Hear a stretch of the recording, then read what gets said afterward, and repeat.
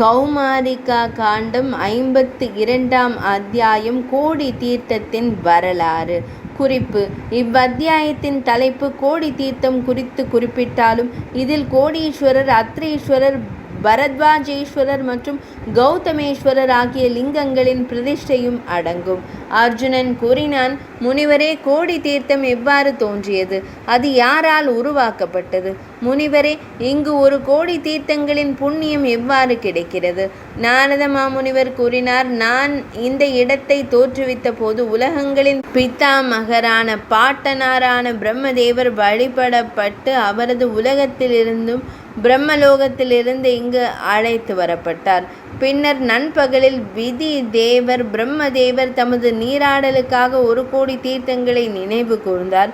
அவ்வாறு நினைவு கூறப்பட்டதும் அவை அனைத்தும் இங்கு வந்தன. சொர்க்கத்திலிருந்து 10 லட்சம் 1 கோடி, பூமியிலிருந்து 70 லட்சம் 7 கோடி மற்றும் பாதாளத்திலிருந்து 20 லட்சம் 2 கோடி தீர்த்தங்கள் வந்தன. நினைவு கூறப்பட்ட மாத்திரத்திலேயே அவை அனைத்தும் இங்கு வந்து சேர்ந்தன. குருகுலத்தின் சிறந்த வீரனே, பிதாமகர் பிரம்மதேவர் வழிபாட்டை தொடங்கிய போது அதே எண்ணிக்கையில் லிங்கங்களும் அங்கு வந்து சேர்ந்தன. நீராடி லிங்கங்களை வழிபட்டு நண்பகல் வழிபாட்டிற்கு சடங்குகளை நிறைவு செய்த பின்னர் தாமரையில் உதித்த இறைவனான அவர் எனக்கு அன்புடன் வரங்களை அருளினார். அதன் பின்னர் இறைவனால் மனதாலேயே ஒரு தடாகம் உருவாக்கப்பட்டது. அந்த தீர்த்தங்களால் பிரஜாபதி பிரம்மதேவர் போற்றப்பட்டார்.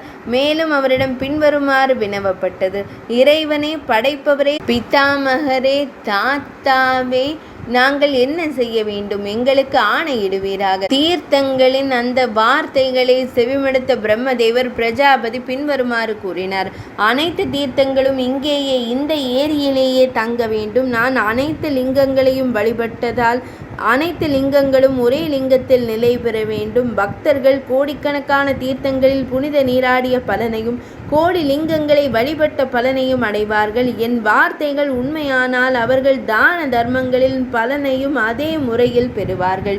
இங்கு எவரேனும் விதிமுறைப்படி சார்த்தம் செய்து பிண்டங்களை, அன்ன உருண்டைகளை அளித்தால் பித்ருக்கள், முன்னோர்கள் என்றென்றும் திருப்தி அடைவார்கள். இதில் எந்த ஐயமும் இல்லை. எவரேனும் வேறு எதையும் சிந்திக்காமல் புனித நீராடி கோடீஸ்வர பெருமானை வழிபட்டால் அவர் நிச்சயமாக கோடி லிங்கங்களை வழிபட்ட பலனை பெறுவார். கோடி தீர்த்தத்தில் நீராடுவதன் மூலம் ஒருவன் 3 உலகங்களிலும் உள்ள அனைத்து தீர்த்தங்களிலும் கங்கை உள்ளிட்ட அனைத்து நதிகளிலும் நீராடிய பலனை பெறுகிறான். இவ்வாறு வரத்தை அருளிய பின்னர் பிரம்மதேவர் தனது இருப்பிடத்திற்கு பிரம்மலோகத்திற்கு சென்றார். அன்றிலிருந்து கோடி தீர்த்தம் மிகுந்த புகழ் பெற்றது. முன்னொரு காலத்தில் பிரம்மதேவர் உள்ளிட்ட சிறந்த தேவர்கள் இதன் கரையில் பல யாகங்களை செய்தனர். அதன் பின்னர் அவர்கள் பெரும் சித்தியை அடைந்தனர். பாவமற்றவரே, முன்னொரு காலத்தில் வசிஷ்ட மாமுனிவர் உள்ளிட்ட சிறந்த முனிவர்கள் இங்கு தவம் செய்தனர். பிற தபசியர்களும் தங்கள் மனதில் கொண்ட விருப்பங்கள் அனைத்தையும் அடைந்தனர்.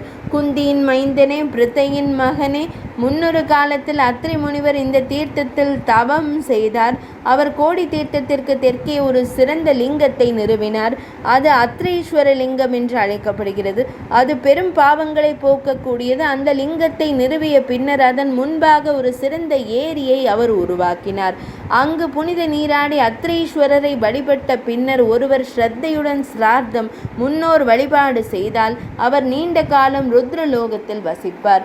வலிமை மிக்க தோள்களை உடையவனே, பரத்வாஜ முனிவர் சிறந்த கோடி தீர்த்தம் எனும் ஏரியில் தவமும் யாகங்களும் செய்ததாக கூறப்படுகிறது.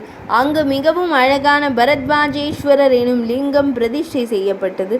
அங்கு ஒரு மிக அழகான ஏரியை உருவாக்கிய பின்னர் அவர் மிகுந்த மகிழ்ச்சியை அடைந்தார். அங்கு நீராடிய பின்னர் ஒரு மனிதன் மிகுந்த பக்தியுடனும் விதிமுறைகளின் படியும் சார்த்தத்தை மேற்கொள்ள வேண்டும். பரத்வாஜேஸ்வரரை வழிபட்ட பின்னர் அவர் சிவலோகத்தில் கௌரவிக்கப்படுகிறார். மேலும் புனிதரான கௌதம முனிவர் அகலிகையை மீண்டும் கூடும் நம்பிக்கையுடன் இந்த கோடி தீர்த்தத்தில் மிக கடுமையான தவத்தை மேற்கொண்டார். அந்த அறிவார்ந்த முனிவர் இந்த தீர்த்தத்தின் சக்தியால் தேவி அகலிகையுடன் மீண்டும் இணையும் பேச்சை பெற்றார். அதனால் அவர் மிகுந்த மகிழ்ச்சி அடைந்தார். அந்த புனித முனிவர் இந்த திருத்தலத்தில் ஒரு பெரிய லிங்கத்தை பிரதிஷ்டை செய்தார். அது கௌதமேஸ்வரர் என்று அழைக்கப்படுகிறது. அது அகல்யாசரஸ் ஏரியின் கரையில் அமைந்துள்ளது.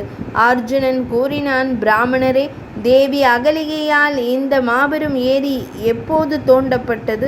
இந்த அகல்யா சரஸ் உருவானதற்கான காரணத்தை எனக்கு முழுமையாக கூறுங்கள். நாரத மாமுனிவர் கூறினார். பழங்காலத்தில் தேவேந்திரனுடனான சேர்க்கையின் காரணமாக தேவி அகலிகை கௌதம முனிவரால் சபிக்கப்பட்டதாக கூறப்படுகிறது. அதனால் அவர் மிகுந்த வருத்தமடைந்தார். அர்ஜுனா, பால்குணா, அதன் பின்னர் மிகுந்த மனச்சோர்வும் துயரமும் அடைந்த அந்த முனிவர் கோடி தீர்த்தத்தில் தவம் செய்தார்.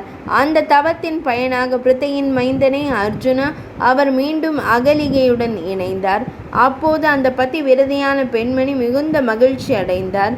அவர் இந்த சிறந்த இடத்தில் அனைத்து தீர்த்தங்களின் நீரையும் கொண்ட மிகுந்த புண்ணியம் தரும் ஒரு குளத்தை உருவாக்கினார். ஒரு பக்தர் அகல்யா சரஸ் அகலிகையின் குளம் எனும் அக்குளத்தில் புனித நீராடி பின்னர் பித்ருக்களுக்கு முன்னோர்களுக்கு பிண்டங்களை அன்ன உருண்டைகளை அளிக்க வேண்டும். கௌதமேசரை முறையாக வழிபடுவதன் மூலம் அவர் பிரம்மலோகத்தை அடைகிறார். மாசற்ற பல முனிவர்கள் மனிதர்களில் சிறந்தவனே கோடி தீர்த்தம் எனும் இடத்தில் கடுமையான தவங்களை செய்து மிக உயர்ந்த சித்தியை அதாவது முக்தியை அடைந்துள்ளனர். முன்னொரு காலத்தில் பல அரசர்கள் இந்த புனித இடத்தில் தவங்கள், தானங்கள் மற்றும் யாகங்களை செய்தனர். அதன் மூலம் அவர் மிக உயர்ந்த சித்தியை அடைந்துள்ளனர். இந்த புனித தீர்த்தத்தின் கரையில் ஒரு பிராமணருக்கு சிறந்த உணவை அளித்து ஒருவர் திருப்திப்படுத்தினால் அந்த நம்பிக்கையின் காரணமாக அது கோடி பிராமணர்களை திருப்திப்படுத்தியதற்கு சமமான பலனை தருகிறது. பிருத்தையின் மைந்தனே, ஒரு மனிதன் மிகுந்த நேர்மையுடனும் நம்பிக்கையுடனும் பிராமணர்களுக்கு பலவிதமான அணிகலன்கள், பசுக்கள், நிலங்கள், எள், தானியங்கள் மற்றும் ஆடைகளை வழங்கினால் கோடி தீர்த்தத்தின் சக்தியால் அது 100 கோடி மடங்கு புண்ணியத்தை தருகிறது. கோடி தீர்த்தத்தில் பிராமணர்களுக்கு ஏதேனும் தருவதாக வாக்களித்துவிட்டு அதை வழங்காதவன் தன் குடும்பத்தின் 101 தலைமுறையினரை ரௌரவம் எனும் மிக கொடிய நரகத்தில் விழச் செய்கிறான். அதன் பின் அவனும் அதில் விழுகிறான். மாதமான மாசி மாதத்தின் வருகையின் போது சூரியன் மகர ராசியில் இருக்கும் வேளையில் ஒரு நல்ல காலை பொழுதில் பக்தர் ஒருவர் இங்கு புனித நீராட வேண்டும். அதனால் கிடைக்கும் புண்ணியத்தை என்னிடமிருந்து செவிமடுத்து கொள்ளுங்கள். அனைத்து புனித தீர்த்தங்களிலும் நீராடுவதால் கிடைக்கும் புண்ணியம், அனைத்து யாகங்கள், தானங்கள் மற்றும் புனித சடங்குகளால் கிடைக்கும் பலன்கள் ஆகிய அனைத்தையும் ஒரு மனிதன் கோடி தீர்த்தத்தில் தினமும் பெற முடியும். இதில் எவ்வித ஐயமும் இல்லை. சூரியன் கன்னிராசியில் இருக்கும்போது ஒருவன் இங்கு சார்த்த பித்ருக்களுக்கான சடங்கு கர்மாக்களை செய்தால் அவனது முன்னோர்கள் கயா சார்த்தத்தினால் கூட கிடைக்காத அளவிலான திருப்தியை அடைவார்கள். கார்த்திகை மாத தொடக்கத்தில் எவரேனும் புனித நீராடல் போன்ற சடங்குகளை செய்தால் பிரம்மதேவரின் வாக்கின்படி அது அழியாத பலனை தரும். இங்கு ஒரே ஒரு யாகத்தை செய்வதன் மூலம் ஒருவன் கோடி யாகங்களை செய்ததற்கான பலனை அடைகிறான்.